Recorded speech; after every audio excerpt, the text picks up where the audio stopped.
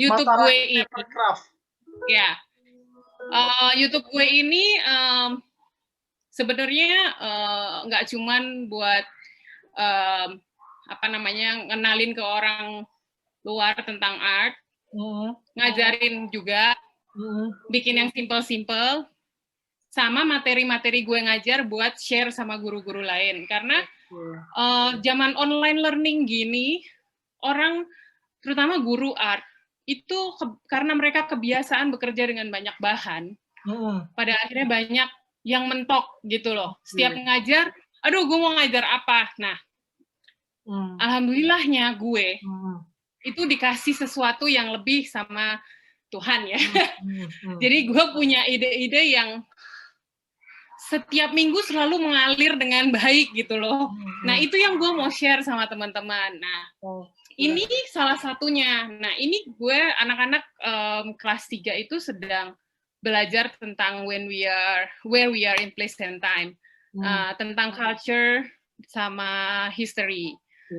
Dan ini Mata Riki ini ada erat kaitannya sama Maori, suku Maori.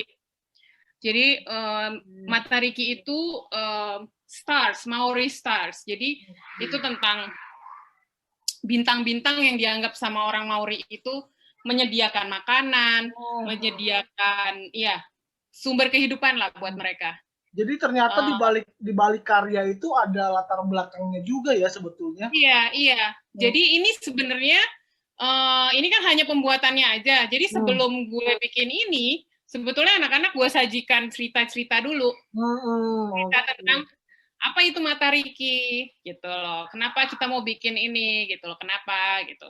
Jadi mereka tahu, oh ternyata bintang itu begini gitu loh. Jadi selalu ada latar belakangnya. Jadi gue selalu kaitkan. Karena gue ngajar di IB ya, kita berdua ngajar di IB. Jadi berusaha untuk selalu incorporate pelajaran kita kan, sama apa yang dipelajari mereka di kelas. Nah ini salah satunya. Iya. Pelajaran gue selalu gue usahakan integrated. Ya. Memang buat guru seni sangat susah. Beneran sangat susah kok. Buat guru seni sangat susah untuk integrated karena mereka terbiasa bebas. Gue butuh waktu juga waktu itu untuk belajar. Waktu gue masih baru terjun ke dunia seni ya, dunia ngajar juga berat gitu. Cuma by the time gue belajar, semua bisa dikaitkan. Jadi sekarang semua pelajaran gue bisa terkait sama pelajaran anak-anak di kelas. Gitu. Wow, ini kelihatan tangan lu lancar sekali nih. Wow.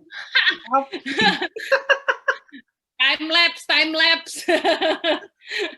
Ya karena ya gini, ini sesuatu yang simpel. Jadi kalau misalnya ngajar di kelas nih bisa sharing juga sama teman-teman yang kira-kira butuh buat ngajar sesuatu yang kreatif. Gue itu kalau mau ngajar jauh hari pada awal tahun, gue udah ngasih tahu barang-barang apa aja yang akan dibutuhin. Dan barang-barang yang gue minta itu bukan barang-barang yang luar biasa kok. Barang-barang gue cuman gue minta misalnya kayak oil pastel, watercolor, terus kertas gambar itu wajib buat gue. Kertas gambar biasa.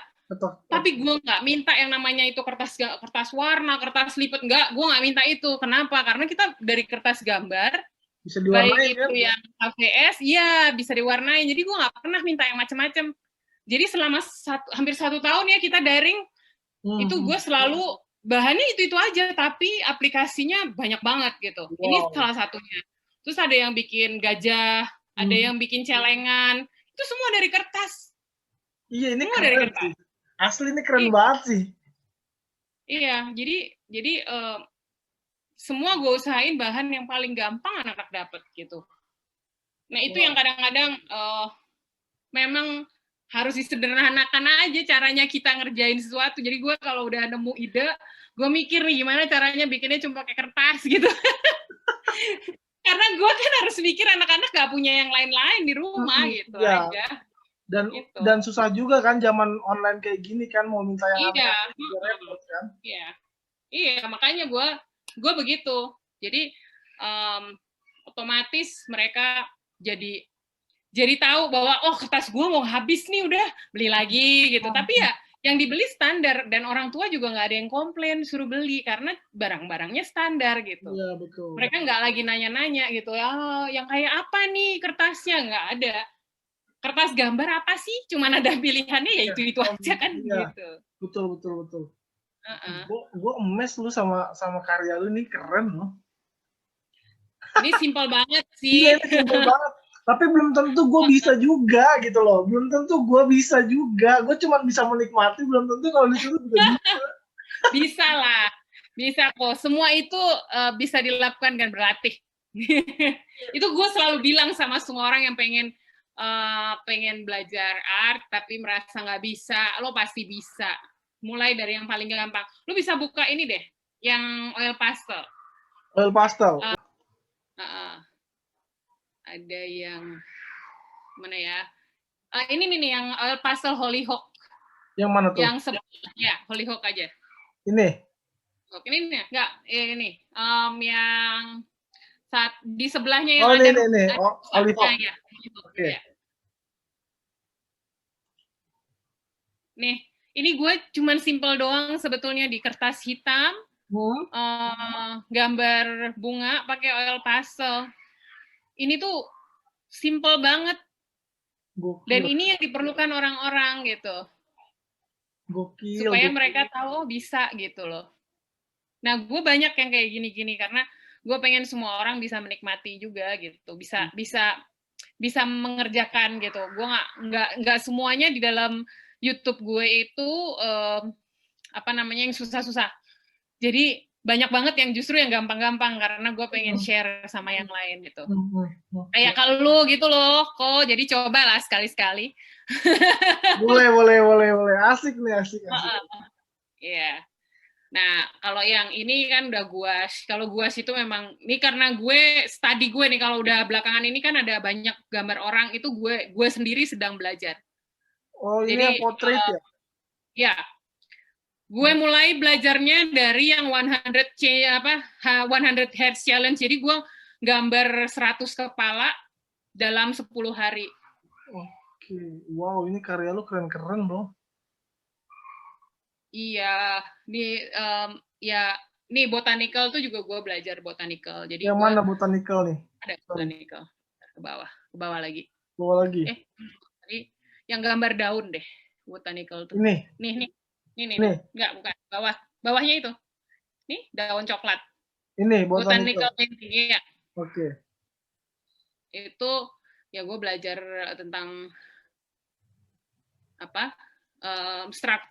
struktur kalau ngecat daun.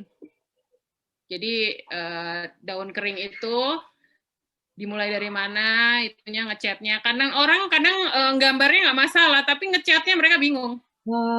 Banyak orang yang bisa menggambar pakai pensil aja, tapi begitu ngewarnain mereka udah nggak tahu gimana caranya gitu. Jadi makanya banyak orang yang suka milih hitam putih gitu. Nggak apa-apa sih, bagus juga, cuma akan lebih baik kalau misalnya eksplorasi juga di warna, karena kan dunia kita warna-warni ya. Setuju, sepakat. Iya, gitu. Jadi ini contoh gue belajar struktur daun. Wow. Lu sampai pelajarin struktur daun dan warnanya mirip banget dong sama daun. Iya. Gokil dong. Ya, ini daun kering. Gue mungut di kebun. Gue ambil tuh daunnya di sebelahnya. Iya ya. Dan gue mungut di kebun. Ya memang nggak semua walaupun gue bisa warnain kayak gini sekalipun karena jiwanya memang nggak dapet, cuman penikmat doang, bukan pembuat. Gila, keren banget ini. Bermula dari penikmat. Bermula dari coba lah ya. Melakukannya. Iya dong. Temen gue itu sekarang udah jadi bukan YouTuber tapi dia Instagram apa namanya, selebgram. Jadi dia dulu waktu sekolah malah nggak suka melukis, nggak suka yang berbau art. Tapi sekarang dia selebgram dan bidangnya art. Udah 20.000 lebih subscribernya dia, followernya dia, wow. Jadi dia udah jadi ambasador buat beberapa brand, keren kan? Itu dan gue itu main sosmed ini ya lo tahu sendiri, gue serius YouTube aja baru ya. Iya makanya. Tapi cepet sih kalau memang lu mau di bidang art, cepet sih, ini udah 600 subscriber kan. Iya, jadi gue baru aja pusatnya. Kalau Instagram udah lebih lama, cuman Instagram gue nggak terlalu fokus banget. Ini bukan punya gue. Ini gue stop share dulu ya. Oke, ini menarik. Nah ini terakhir kita udah ngobrol hampir 1 jam nih dan gue amazed banget sama percakapan kita kali ini. Terakhir buat anak-anak muda yang mungkin pengen ngambil art tapi mungkin mindset mereka kalau ngambil art nggak ada duitnya, kan ada sering pemahaman seperti itu gitu loh. Mau jadi apa kalau art? Nah, lu sebagai orang art mungkin ada sedikit pesan buat anak-anak muda yang nonton ini seperti itu. Yang bilang bahwa art itu nggak ada duitnya itu biasanya didikan kolonial sekali ya, didikan jadul. Karena zaman sekarang ini gamers butuh art loh. Betul. Gamers yang bikin game butuh art. Terus desainer grafis, desainer website itu semua butuh art. Jadi jangan takut nggak bakalan dapat duit kalau bisa bekerja di bidang art, karena pasti ada aja gitu. Gue sendiri kalau lagi butuh duit, misalnya duit tambahan gitu ya, gue jual apa ya gitu. Kadang gue bikin kalung gitu, gue jual. Jadi ada aja gitu. Jadi tergantung kreativitas saja. Jadi jangan takut nggak bakalan punya duit, nggak bisa dapat duit buat makan, nggak ada deh itu. Stigma itu harus dihapus. Jalanin, yang paling penting tuh jalanin apa yang lo suka gitu. Percuma kalau lo memaksa diri lo, jiwa lo di art, tapi lo memaksa diri lo untuk mengerjakan sesuatu yang lain, nggak akan senyaman lo mengerjakan apa yang lo suka. Itu sih. Dan sebetulnya kayak gue ya yang YouTube juga nanti kalau udah banyak subscribernya lebih banyak lagi juga butuh art gitu loh. Gue butuh art juga. Iya, gitu. Betul. Butuh desain apa segala macam. Jadi ya sebetulnya udah zaman sekarang memang nggak ada lagi sebenarnya stigma dan konsep kayak gitu. Anak gue itu dia suka art kan, dan dia suka banget digital art, suka banget. Jadi gue sekarang udah coba-coba kayak bikinin gue intro YouTube, bikinin gue flyer, itu dia yang bikin loh. Intro YouTube gue tuh dia yang bikin. Terus bikinin gue kartu Natal sama Tahun Baru kemarin. Dia bikinin animasi. Itu bikinan anak gue. Ya. Jadi kalau lihat YouTube gue di awal pembuka itu bikinan anak gue. Anak gue umurnya masih 10 tahun. Tapi udah diperkenalkan dengan dunia dikaryakan. Iya betul. Iya. Jadi dia akan karena dia pengennya sekolahnya akan ngambil art, ya nggak apa-apa. Gue sama bapaknya fine aja gitu. Yeah. Jadi why not? Gue sendiri di bidang itu. Mungkin dia akan jadi lebih bagus karena dari kecil sudah dibina. Sudah diperkenalkan dengan dunia art ya. Iya. Nggak kayak gue kan, gue eksplorasi banyak. Mahal nih, relatif. Kenapa gue seperti yang gue bilang tadi, gue eksplorasi banyak bahan karena gue sendiri orangnya nggak pilih-pilih bahan kalau buat berkarya. Jadi kayak orang-orang sekarang itu kebanyakan kalau udah ngetren, mereka akhirnya beli barang yang mahal, makin mahal gitu kan. Betul. Gue enggak. Gue ada barang-barang gue ada juga banyak yang premium, tapi gue juga pakai barang-barang yang sangat murah karena menurut gue kalau lo bener-bener seorang seniman dan lo mau maju, lo harus bisa nguasain semua bahan. Betul, setuju. Gitu. Nah, gue sekarang nih, kayak gue sekarang lagi berusaha untuk ngabisin buku gue.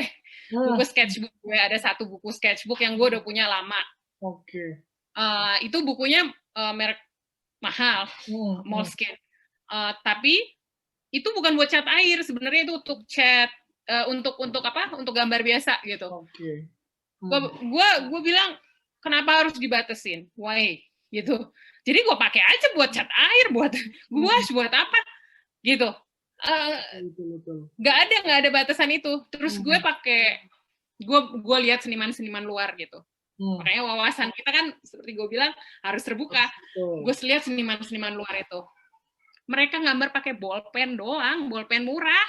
Wow. Bolpen murah kan? Iya. Gue liatin mereka dan gue amazed gitu. Gue harus bisa kayak gitu kan. Akhirnya gue beli tuh bolpen.